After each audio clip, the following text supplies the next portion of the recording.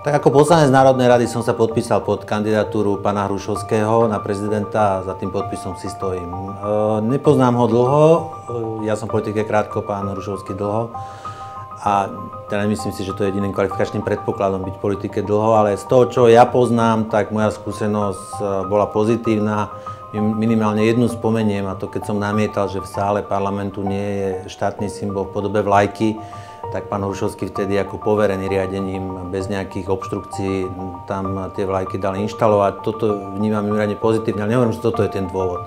Samozrejme, všetci vieme, o čo ide.